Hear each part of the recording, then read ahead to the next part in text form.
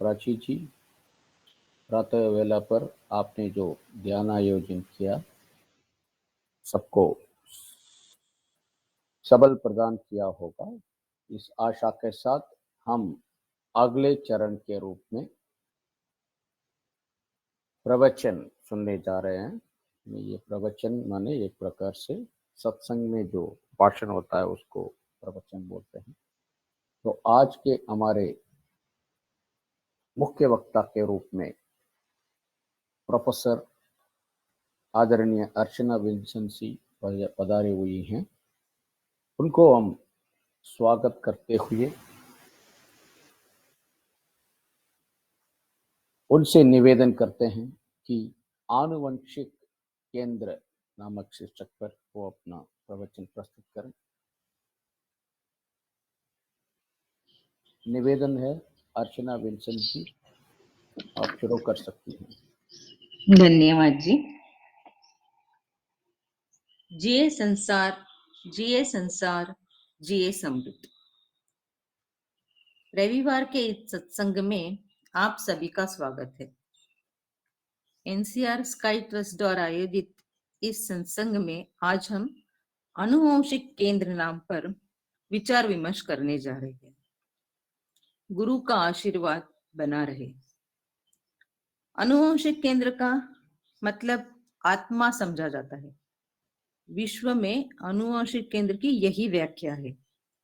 हर मनुष्य में सब कुछ समझने का ज्ञान है। क्योंकि हर मानव में ईशत्व के गुण हैं। ईशत्व का परिणाम ही मानव का निर्माण है। ईशत्व से ही ईश्वर ईशकण बनते हैं। इससे परमाणु उत्पन्न होते हैं। इन परमाणु से ही हर चीज बनी है। कुछ भी देखे उसमें परमाणु का मेल है। हमारा शरीर भी परमाणु का एक मेल है। तो हमने देखा ईश कण से परमाणु बनते हैं। ईशता के घुमाव के कारण ईश कण संकुचित होकर अंदर की ओर दबाए जाते हैं। इस घुमाव के कारण जो बाहर की तरफ लहरें उठती है उसे कांत लहरें भी कहते हैं। सभी चीजें परमाणु से बनी है और परमाणु ईश कण से ही बनते हैं और उसमें ईशत्व है। तो फिर हम जो देखते हैं वो सब ईशत्व का भाग है। सभी ईश्वर के समान है। हमें समझ में आए इसके लिए हम हर चीज को एक एक नाम देकर सोचते हैं। उस नाम को हटाकर देखे तो सब चीज ईशत्व का ही रूप है। ईशत्व के परिवर्तन से ही हर चीज की उत्पत्ति हुई है। तो फिर कोई भी चीज हो वह ईशत्व का ही रूप है। इसका अर्थ है तत्वमसि। तुम ही वो हो, वो ही तुम हो। ईशत्व के से बनी कांत लहरें पूरे ब्रह्मांड में फैली हुई है, जो हर जगह कहीं भी कहाँ भी समा सकती है और समाई हुई है। इस कांत लहरों को इंग्लिश में मैग्नेट कहते हैं। मैक मीन्स बहुत बड़ा और नेट ब्रह्मांड में फैली बहुत बड़ी जाल। इस कांत लहरों को समझे बिना ईशत्व को जानना और आनुवंशिक केंद्र को समझे बिना ज्ञान प्राप्त करना ये मुश्किल है। मानव को इससे दूसरी कोई राह नहीं है। जैसे कांत लहरें ईश्वत से आती है उसी प्रकार आनुवंशिक केंद्र बनता है। ये कैसे बनता है? शरीर के हर एक अणु से निकली तरंगों का मध्य ही आनुवंशिक केंद्र है। ब्रह्मांड में जो लहरें उठती है उसे व्योम तरंगे यूनिवर्सल लहरें कहते हैं और जो शरीर में है उसे जीवगांत मतलब बायोमेट्रिक लहरें कहते हैं। जीवकांत की लहरें पूरे शरीर में घूमती रहती हैं। इस घुमाव के कारण जो बीच में एक बिंदु बनता है, मध्य बिंदु बनता है, उसे अनुवांशिक केंद्र कहते हैं। किसी भी चीज के घुमाव से स्पेसिफिक ग्रेविटी के कारण एक मध्य बिंदु उत्पन्न होता है। शरीर में उत्पन्न होने वाले इस मध्य बिंदु को अनुवांशिक केंद्र बनता है, जो शरीर का मध्य बिंदु है। शरीर के बीच ऊपर से नीचे और दाएं से बाएं एक रेखा डाले तो बीच में जो बिंदु मिलता है, उस बिंदु को अनुवांशिक केंद्र कहते हैं। उसी जगह पर जीवकांत केंद्र है, प्राण केंद्र है और वीर्य केंद्र भी है। इन तीनों का प्रचारण जहां होता है, उसे अनुवांशिक केंद्र कहते हैं। शरीर में जीवकांत पूर्ण रूप से भरा है। शरीर के पूर्ण संचलन का यही कारण है। तो अभी हमें समझ में आया होगा अनुवांशिक केंद्र कहाँ है। शरीर के मध्य बिंदु को ही अनुवांशिक केंद्र कहते हैं। यही कांत शक्ति हमारे शरीर में हम महसूस कर सकते हैं।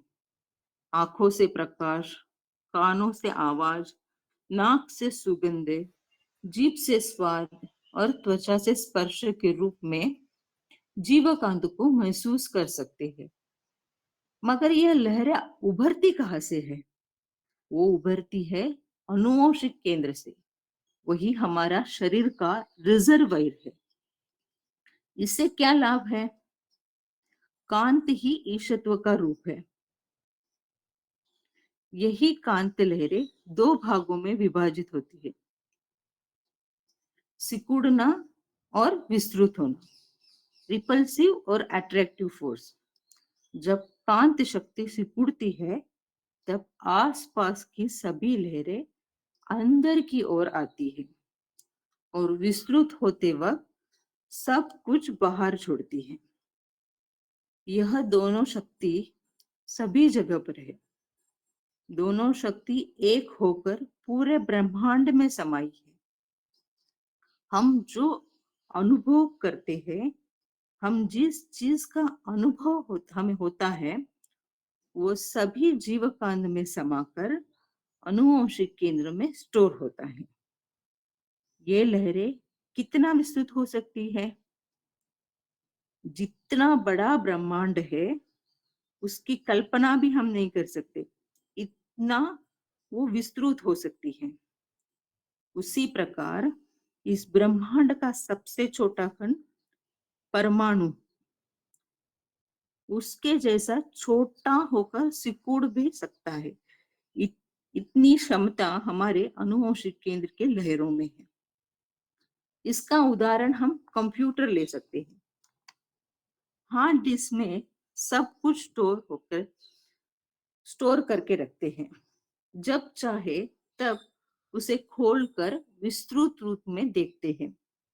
वैसे ही हमारे मन की लहरों से सब कुछ अनुवांशिक केंद्र में स्टोर करते हैं और जब चाहे तब विस्तृत करके देखते हैं। इस प्रकार अनुवांशिक केंद्र के में सभी स्टोर होता है। हमने जन्म से लेकर आज तक जो कुछ किया है, उस सभी कार्यों को हमारे अनुवांशिक केंद्र में स्टोर करके रखा है। उसे प्रारब्ध कर्म कहते हैं।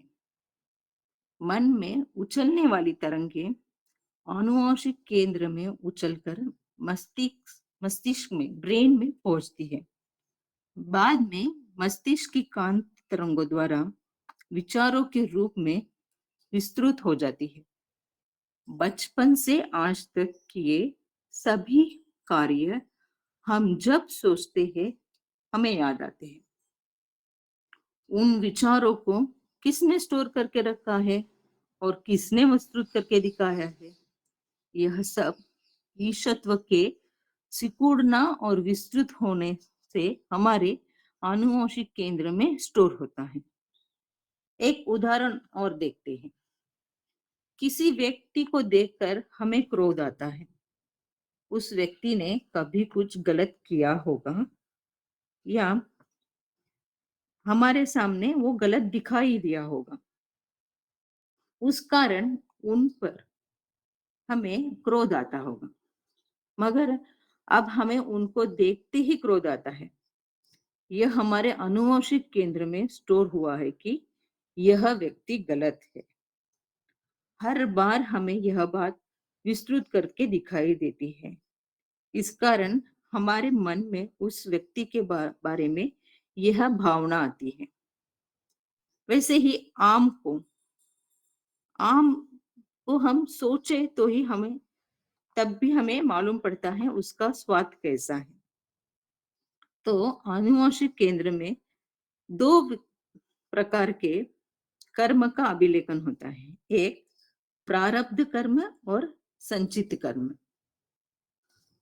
प्रारब्ध कर्म का मतलब 3 साल से लेकर आज तक किए सभी कर्म हमारे आनुवंशिक केंद्र में स्टोर होते हैं। वो सभी कर्म हमारे विचार, बोल, कार्य के रूप में विस्तृत होकर कार्यरत होते हैं। वे कर्म हमारे आनुवंशिक कर्म में केंद्र में परमानेंट रिकॉर्ड होते हैं। ये प्रारब्ध कर्म हमारे खुद के कर्म है। संचित कर्म, संचित का मतलब सेव, हमारे आनुवंशिक केंद्र में स्टोर हुए प्रारब्ध कर्म से पहले पारंपरिक कर्म की छाप भी स्टोर हुई होती है। यह पारंपरिक कर्म मतलब हेरिडिटी से जो कर्म स्टोर होते हैं, यह पारंपरिक कर्म कालों से, गुणों से, युगों से हमारे आनुवंशिक केंद्र में है। कब से यह हम सोच भी नहीं सकते। हमारा जन्म उस संचित कर्म के साथ ही हुआ है। एक इंद्रिय जीव से 5 इंद्रिय जीव तक जो कर्म है वो सब कर्म हमारे संचित कर्म है। क्योंकि हमें पता है हम छठे इंद्रिय वाले मानव हैं। मानव के रूप में पैदा होने से पहले एक जीव से लेकर 5 जीव तक के परिवर्तन से हम बने हैं। तो सृष्टि में इस परिवर्तन से ही मानव का जन्म हुआ है। हर चीज में परिवर्तन और ट्रांसफर होकर हम उत्पन्न हुए हैं।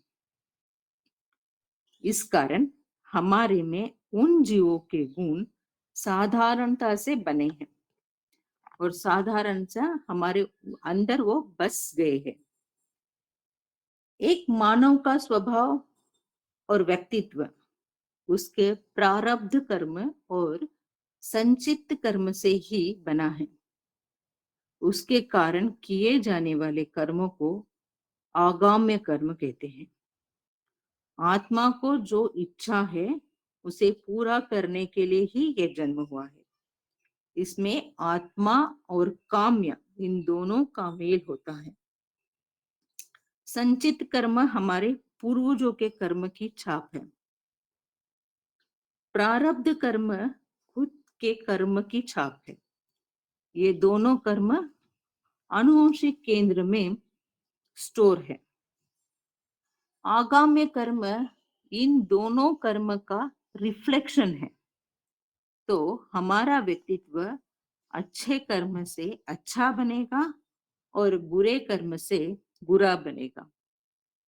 अगर संचित कर्म और प्रारब्ध कर्म में बुरे कर्म भरे हैं तो हमें उसका आत्मविश्लेषण करके उसे छोड़ देना चाहिए। आत्मविश्लेषण करके हर एक कर्म को हमें उसे देखना है क्या गलत है क्या सही है। अगर वे गलत गलत विचार, बोल, कार्य हमसे बार बार प्रकट हो रहे हैं तो संकल्प करके ये गलत है, ये काम मैं नहीं करना चाहता या ये भावना गलत है, इससे मुझे भावुक नहीं होना है, इसका ख्याल रखना है। ऐसा करने से आगाम्य कर्म अच्छे कर्म होंगे। इससे हमारे पुराने पाप मिट जाएंगे और हमारा अनुवंशिक केंद्र पवित्र होगा। हमारे कर्म जो है हमारे पंचेंद्रिय कर्म, पंचेंद्रियों और कर्म इंद्रियों पर भी निर्भर है। पंचेंद्रियों से हम महसूस करना, स्वाद, सुगंध, ऊर्जा आदि को जान लेते हैं। ये हमारे अनुवंशिक केंद्र में पहले से ही स्टोर है। इस कारण हमें उन विषयों का ज्ञान मिलता है। इसे मेंटल एक्टिविटी कहते हैं। उसी प्रकार कर्म इंद्रिया जो फिजिकल एक्टिविटी है, काम करना, पचन शक्ति जैसे सभी कार्य है वो फिजिकल एक्टिविटी है। ये दोनों एक्टिविटी मस्तिष्क में जाकर अनुवंशिक केंद्र में स्टोर होती है, जो हमें हमारे जीवन काल में याद रहती है। अनुवंशिक केंद्र में हमारे कर्म कैसे स्टोर होते हैं इसके बारे में हमने समझ लिया।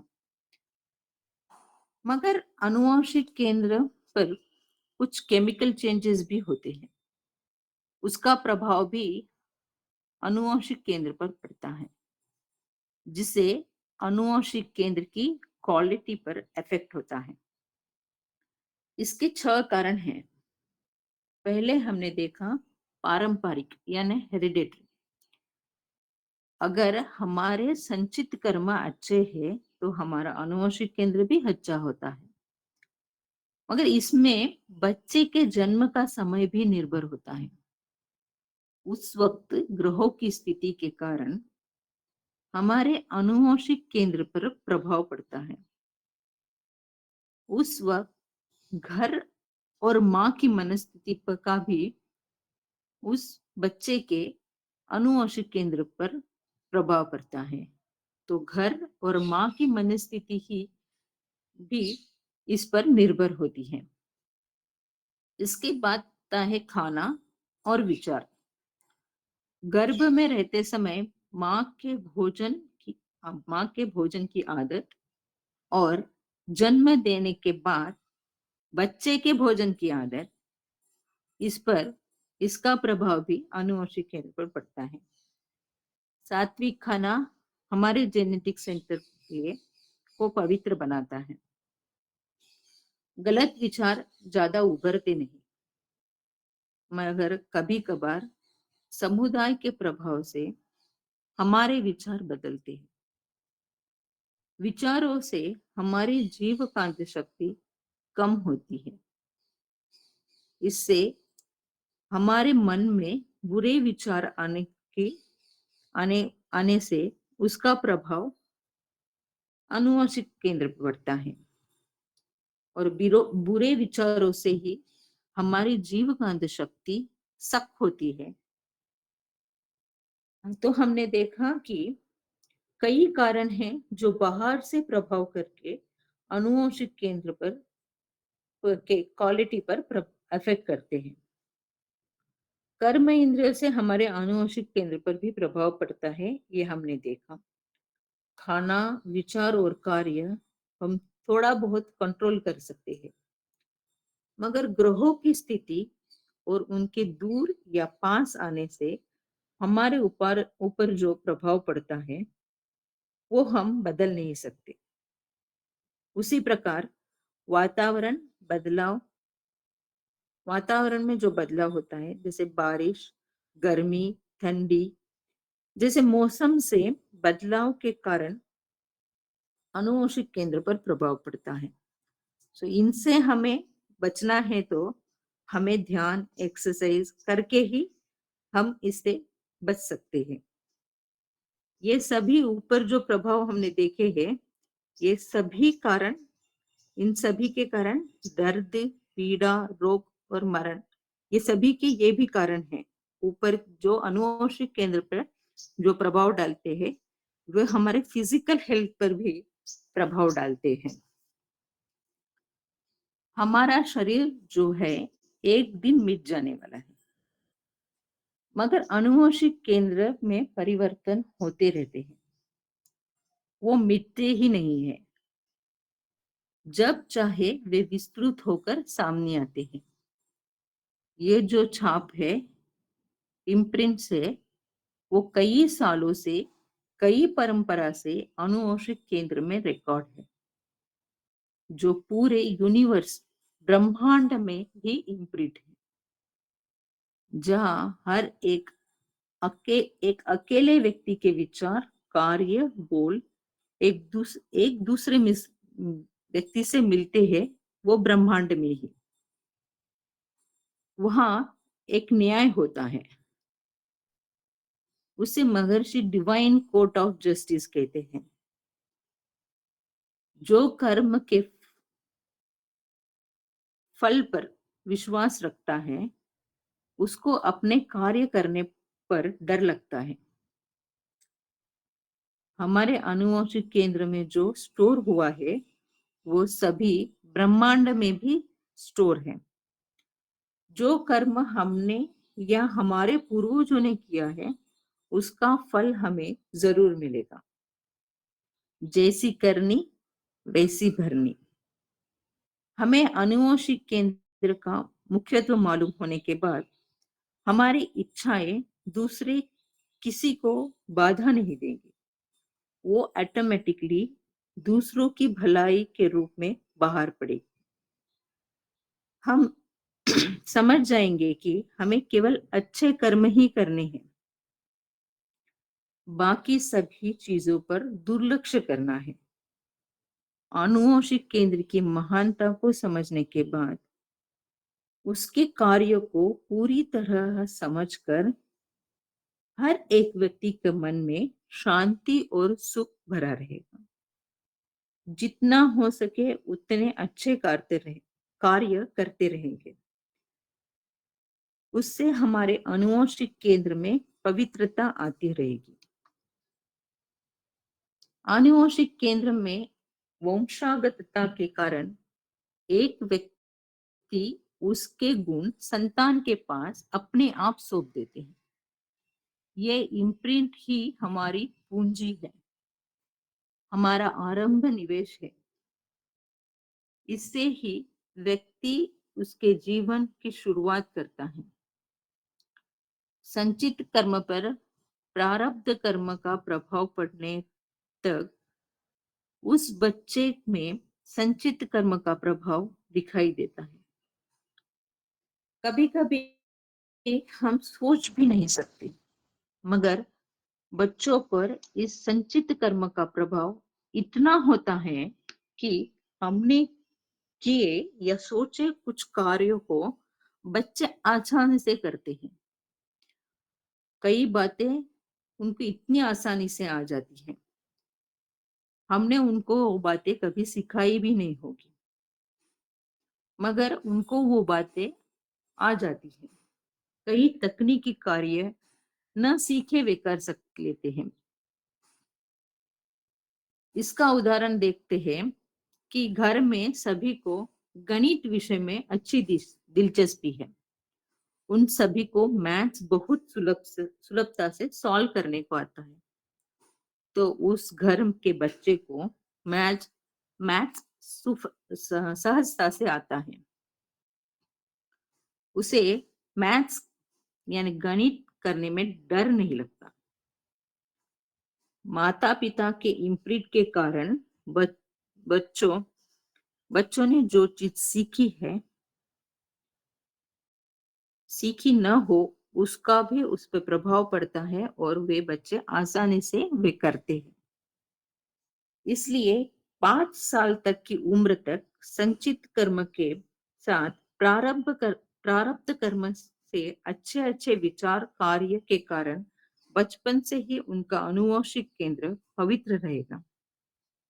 बचपन में ही उनको अच्छे कार्यों को हमें सिखाना है और उनमें उच्च विचार उभर कर वे जीवन में सुखी हो सकते हैं।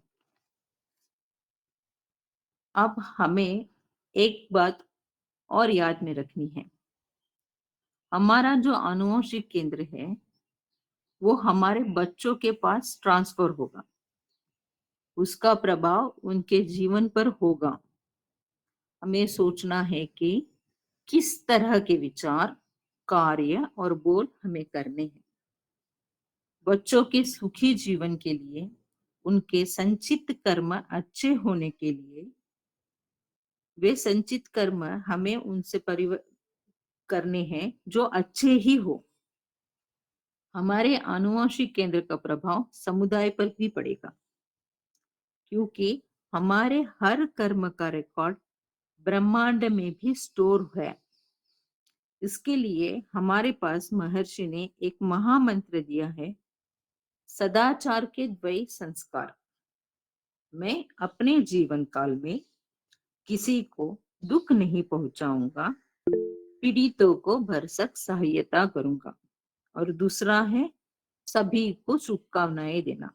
जिए संसार, जिए संसार, जिए समृद्धि। इस प्रकार विश्व को शुभकामनाएं देकर ब्रह्मांड के आनुवंशिक केंद्र को हम पवित्र करेंगे। ब्रह्मांड के सभी राशिजन सुख समृद्धि से जिए, यही आशा रखकर मेरा यह सत्संग यहाँ खत्म करती हूँ। फिर से सभी को मेरा धन्यवाद। जिए संसार, जिए संसार, जिए समृद्धि। सारे संसार में सुख समृद्धि शांति बनी रहे। धन्यवाद। जिए संसार, जिए संसार, जिए समृद्ध।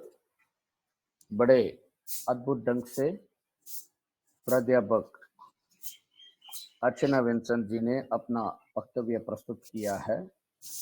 और आनुवंशिक केंद्र जो मूलभूत या पुश्तैनी संपत्ति होती है, इसको उन्होंने बड़े अच्छे ढंग से समझा दिया है। आनुवंशिक केंद्र एक ऐसा स्थान है जिसमें अंकन हुए बिना कोई भी एक्शन कार्य जो है नहीं रह सकता। मनुष्य का हर कार्य, हर एक्टिविटीज यानी ट्रांजैक्शंस जो हैं उसमें रिकॉर्ड होते हैं। और ये कार्य, महान कार्य ईश्वरता द्वारा ही संभव है। मनुष्य जो रिकॉर्ड करता है, अब मैं जो रिकॉर्ड करता हूँ वो बाद में आएगा या नहीं आएगा गूगल मीट में, या गूगल यानी स्पेस में जाएगा या नहीं जाएगा, इसका पता नहीं। लेकिन आनुवंशिक केंद्र में ईश्वरता द्वारा जो रिकॉर्ड, अंकन का जो कार्य होता है, पंजीकरण का जो कार्य होता है, वो निरंतर है, अविराम है। इस दृष्टि से उन्होंने इस शीर्षक को लेते हुए जो भी रिकॉर्ड होता है, इसलिए सतर्कता से रहना है हमें। तो सतर्क बरतें तो ईश्वरता की ओर जा सकते हैं। अपने क्रियाकलापों में, कार्य विधियों में, अपने दैनिक दिनचर्या में ये लाए तो अच्छा रहेगा। और इन्होंने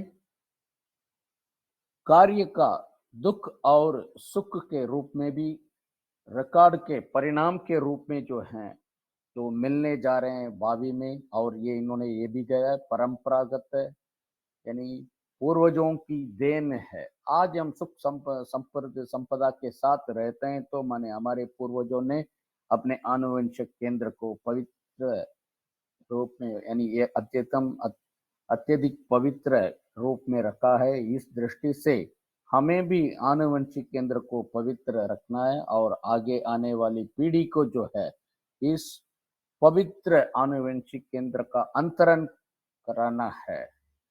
इस दृष्टि से साधुवाद के पात्र बनती हैं।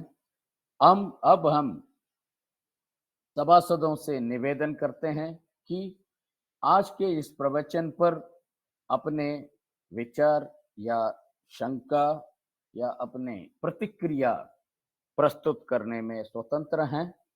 मैं सभासदों को व्यक्तिगत रूप से और सामूहिक रूप से आमंत्रित करता हूं कि वो अर्चना विंसेंट जी से वार्तालाप कर सकते हैं अनम्यूट करके।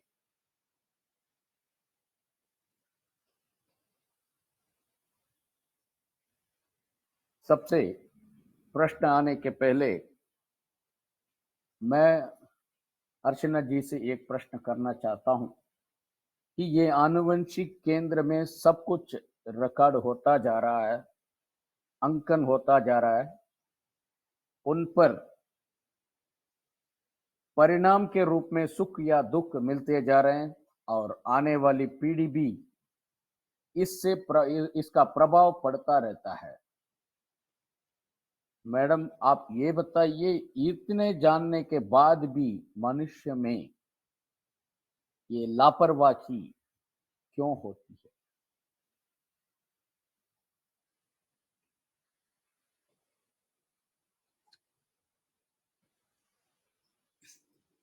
जी संसार, लापरवाही मतलब हमारे जो इम्प्रिंट्स है उसके कारण है। अभी तक हमारा अनुवांशिक केंद्र पवित्र नहीं हुआ है, इसके लिए ही हम लापरवाह है। अगर हमारा अनुवांशिक केंद्र पवित्र हो जाता है तो लापरवाही बाहर निकल जाएगी और हम दूसरों के सुख के बारे में और दूसरों के समृद्धि के बारे में सोचना चालू करेंगे।